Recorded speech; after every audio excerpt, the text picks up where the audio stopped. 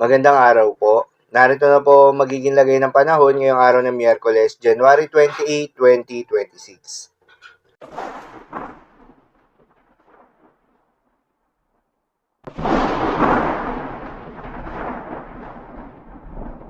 Sa kasalukuyan na tayo sa pag-asa, patuloy na umiiral itong shear line o yung banggaan ng malamig at mainit na hangin at nakakaapekto sa ilang bahagi ng eastern section ng Visayas at Mindanao.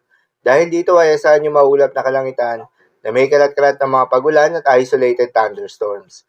Habang northeast monsoon o hanging amihan ang patuloy namang nakakaapekto sa buong bahagi ng Luzon at malaking bahagi ng Visayas.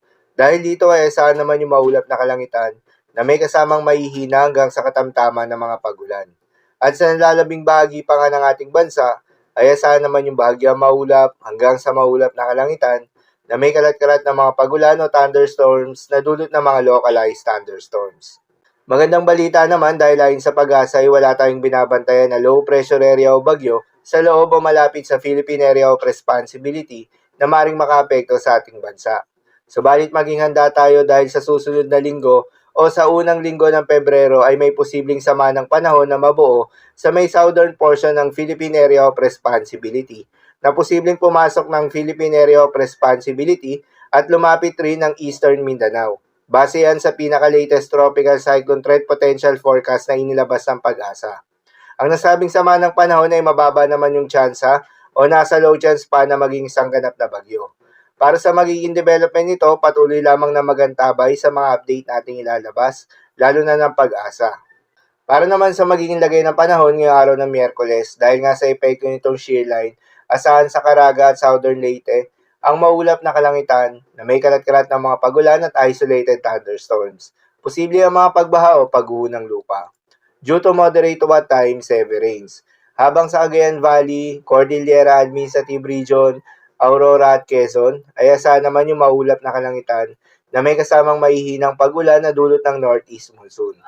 At sa Metro Manila, nalalabing bahagi pa ng Luzon at nalalabing bahagi ng Visayas ay asahan naman yung bahagyang maulap hanggang sa maulap na kalangitan na may kalat-kalat na mga mahihinang pagulan na dulot pa rin ng northeast monsoon.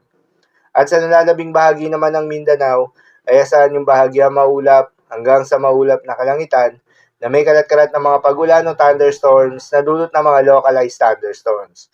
Posible rin ng mga pagbaha o pagguho ng lupa during severe thunderstorms. Madalas, nabobo ang mga thunderstorms na ito tuwing hapon o gabi na nagtatagal ng 1 hanggang 2 oras. Kaya naman ingat sa mga posibleng banta ng pagbaha at pagguho ng lupa, lalong-lalo na sa mga lugar na inuulan na noong mga nakaraang araw pa.